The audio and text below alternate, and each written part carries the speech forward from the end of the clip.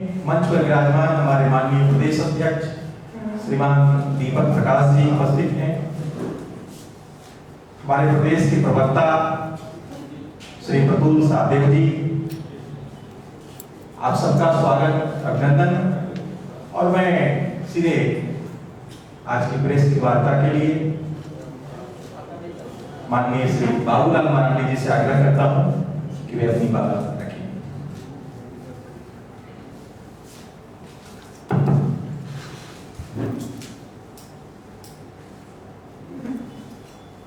चलिए, सबसे पहले आप सबको बहुत बहुत धन्यवाद। अभी जो कि आप सबको ध्यान में है, ये जो कि घटना इसको लेकर के आज आप सब लोगों के सामने आए खातिर, तो घटना हमारे विधानसभा क्षेत्र की घटना है, राजधनवार थाना की घटना है। पिछले 30 मार्च की घटना है। 30 मार्च को राजधनवार थाना में एक केंदुआ गांव है, वहाँ पर 30 मार्च केंदुआ गांव है, वहाँ के एक नाबालिग दलित बच्चे थे। तो शाम के समय उनको मतलब जला दिया और बच्चे के मर जाने के बाद जो भी सूचनाएं बाकी होती है, फिर 31 तारीख को उस परिवार के लोगों ने थाना में जाकर के नेम्ड FIR भी किया। लेकिन इसके बाद भी प्रशासन ने कोई कार्रवाई नहीं की, बल्कि उल्टे जो उन लड़की के जो परिवार थे पीड़िता के, उनके परिवार के लोगों को ही लगभग 2 दिनों तक थाना में पकड़ करके रखा और फिर अपने कार्यकर्ता वहाँ जा कर के थोड़ा लोगों ने हंगामा किया, बाद में फिर लोगों को छोड़ा। और लोग मांग करते रहे कि क्योंकि इतने बड़े अपराध हुआ है तो अपराधियों को पकड़े, नेम्ड FIR है, पूछताछ के लिए पकड़ा भी, फिर बाद में उन्हें छोड़ दिया। अंत में पीड़िता के जो परिवार है, तो उन लोगों को कहा गया कि भाई चूँकि यहाँ कोई न्याय मिल नहीं रहा है,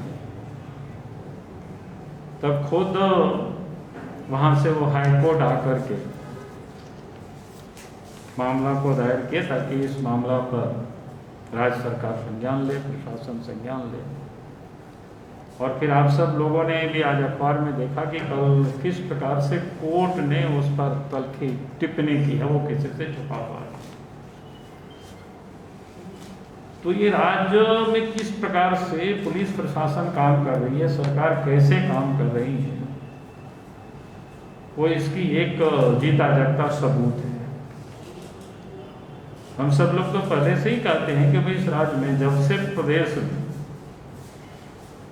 UPA गठबंधन की सरकार बनी है, हेमंत सोरेन के नेतृत्व में सरकार बनी है, तब से लॉ एंड ऑर्डर तो पूरी तरह से खराब हो चुकी है।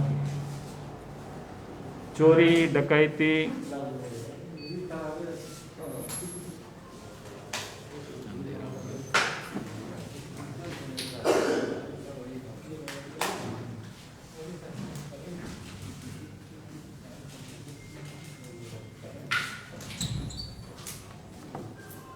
जब से झारखंड में UPA गठबंधन की सरकार हेमंत सोरेन जी के नेतृत्व में बनी है, तब से चोरी डकैती, हत्या, अपहरण, बलात्कार जैसी घटनाओं में इजाफा हुआ। यानी ये लगातार यहाँ उग्रवादियों की घटनाएं में बढ़ोतरी हुई है। और आज अगर आप देखें, पिछले से भी तुलना करें, तो पिछले साल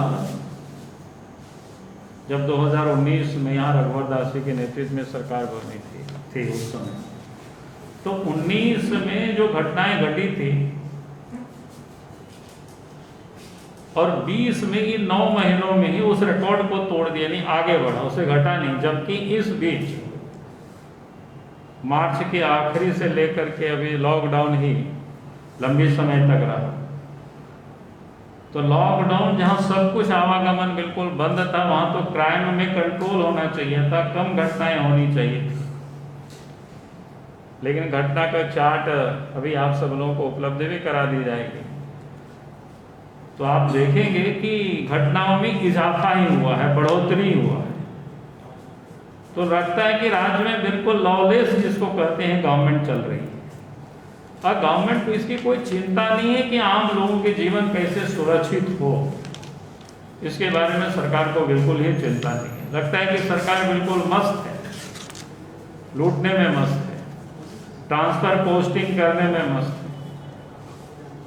अफसरों का 4 महीना 5 महीना में यहाँ ट्रांसफर पोस्टिंग हो रहा है, ये लगता है कि एक उद्योग का रूप ले चुका है। विकास का काम तो बिल्कुल ठप पड़ा हुआ है। तो आज जिस प्रकार से घटना हुई, उसमें भी 20 दिन के बाद उस बच्चे का जो स्वाब जो जांच के लिए भेजा जाता है, ये बिल्कुल स्पष्ट करता है कि पुलिस प्रशासन इस मामला को जानबूझ करके रफा दफा करने की कोशिश कर रही है। इसलिए हम पहले तो ये चाहेंगे कि जो भी पदाधिकारी उस वक्त वहां पदस्थापित थे, तत्काल राज्य सरकार उन लोगों को तो वहां से तुरंत सस्पेंड करे, वहां से उन लोगों को हटावे। वहां के जो थानेदार हैं, वहां के जो डीएसपी हैं, और उसके बाद जो कोर्ट ने निर्देशित किया है एसआईटी गठित करके और त्वरित जांच होनी चाहिए, समय सीमा निर्धारित करके, ताकि अपराधी पकड़े जाए। अगर आज झारखंड में जो अपराध इस प्रकार से बढ़ रहा है, उसका एकमात्र कारण है कि सरकार कि कहीं ना कहीं उसमें लगता है कि साह बनी हुई है। क्योंकि जिस दिन अगर पुलिस प्रशासन अपराध को काबू करना चाहेगी, तो फिर अपराधी फिर इस प्रकार की बेकाबू होकर के अपराध नहीं कर सकते।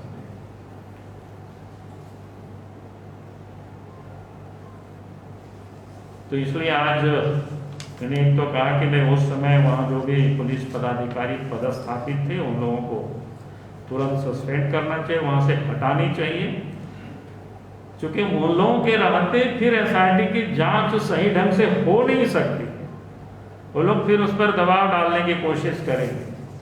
जब इतना दिनों से मार्च से घटना घटी और हो गया अभी अक्टूबर, आप समझ सकते इतनी लंबी समय तक अगर अपराधियों को नहीं पकड़ पाए, तो इसका मतलब है कि पुलिस प्रशासन वो लोग वहाँ उन लोग को संरक्षण दे रहे, उन लोग को बचा रहे, सच को मिटाने की वो लोग कोशिश कर रहे।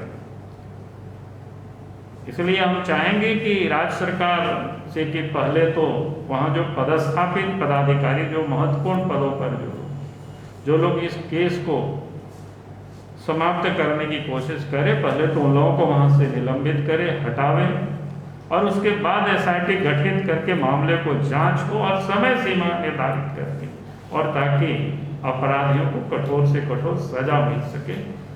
मुझे लगता है कि क्योंकि घटना हमारे विधानसभा क्षेत्र से जुड़ा हुआ था, तो इसलिए हम आज आप सब लोगों के बीच में आए। तो बाकी प्रदेश अध्यक्ष जी हैं, आप सबको और आगे की बातों से आपको अवगत कराएंगे। एक सवाल का जवाब चाहूंगा। हाँ जी, बताइए।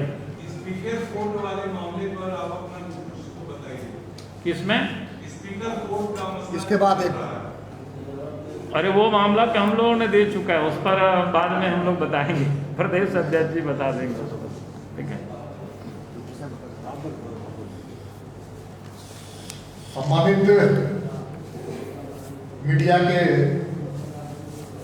विजुअल मीडिया, प्रिंट मीडिया के सम्मानित मेरे मित्र, जैसा कि मान्यवर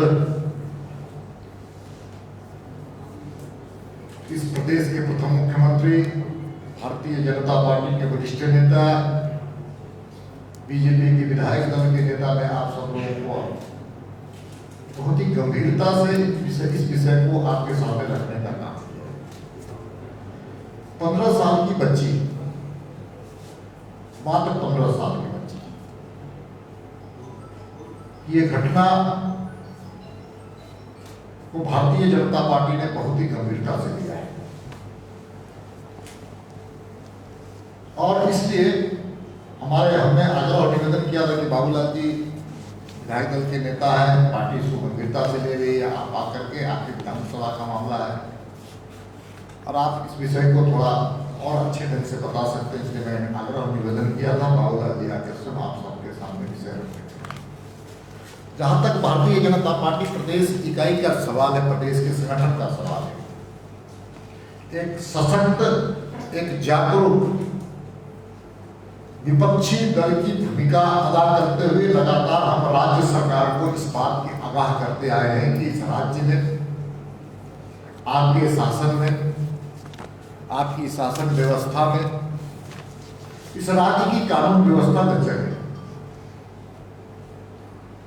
राज्य के मुखिया इस बात को स्वीकार नहीं करते थे,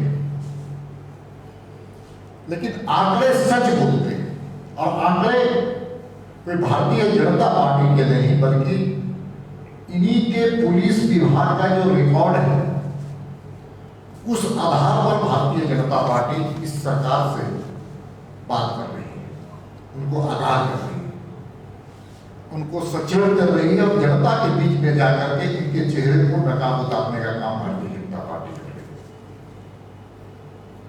हमारे कांग्रेस के बड़े नेता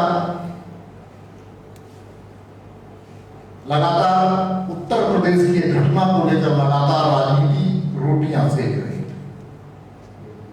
लेकिन वहां की सरकार, योगी जी की सरकार ने निष्पक्ष जांच कराते हुए SIT की जांच कराया, CBI से जांच कराया, पीड़ित परिवारों को सुरक्षा देने का काम किया, पीड़ित परिवारों को आर्थिक सहयोग देने का काम किया, लेकिन उससे भी उस घटना की निंदा करते हुए वहां की राज्य की सरकार ने जो काम किए वो बहुत ही तत्परता से किया।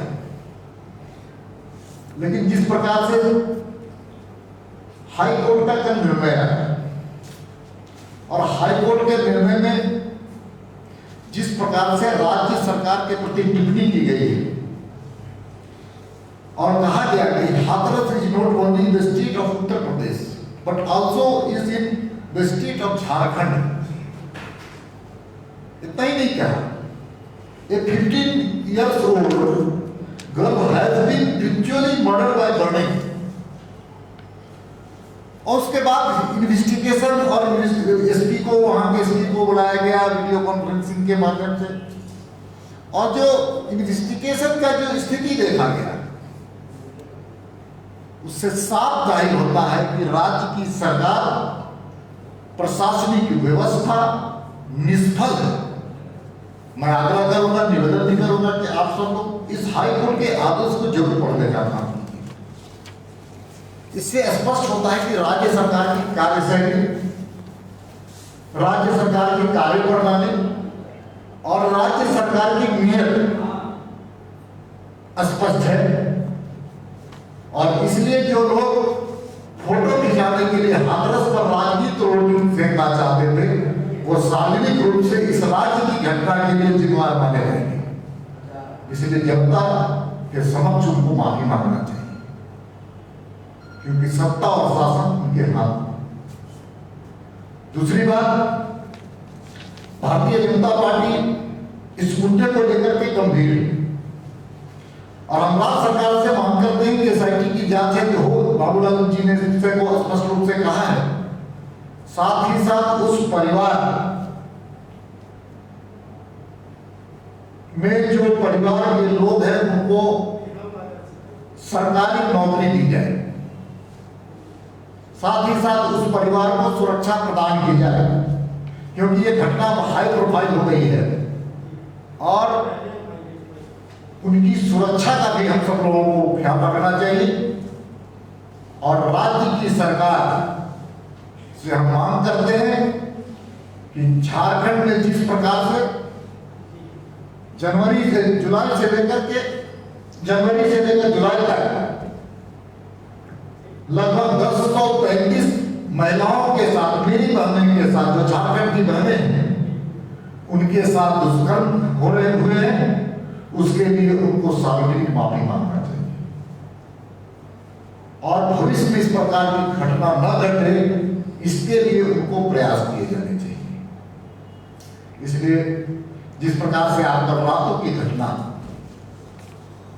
हर दिन राजनीति की घटना घटी, उसमें भी सरकारी प्रशासन की असफलता का हम सब लोगों को ध्यान देने का काम किया देखा। उसी प्रकार से आप कह सकते हैं कि दहेज प्रथा हत्या जो हुई है, वो जनवरी से जुलाई तक 161 दहेज हत्या जो हुई, 161 डाइन जो हत्या है, जो हमारे यहाँ कुल किया है, उस पर 16 लोगों की जाने गई है। उसी प्रकार हम कहते हैं कि दुष्कर्म के मामले में हमने कहा कि 1035 है, और कुल मिलाकर पूरी तरह से असफल साबित हो रही है। इसलिए भारतीय जनता पार्टी मांग करती है कि राज्य की सरकार, राज्य के मुखिया जनता को इन चीजों का जवाब दे। जनता उनसे जवाब मांगना चाहती है। यही हमारी तरफ से अपनी बात थी। मैं आपकी बात पूछना, क्योंकि एक बहुत ही गंभीर विषय पर हम सब लोग आज बैठे हैं, वार्तालाप कर रहे हैं। नहीं चाहते कि कोई दूसरा विषय विषयांतर हो, गंभीरता कौन हो।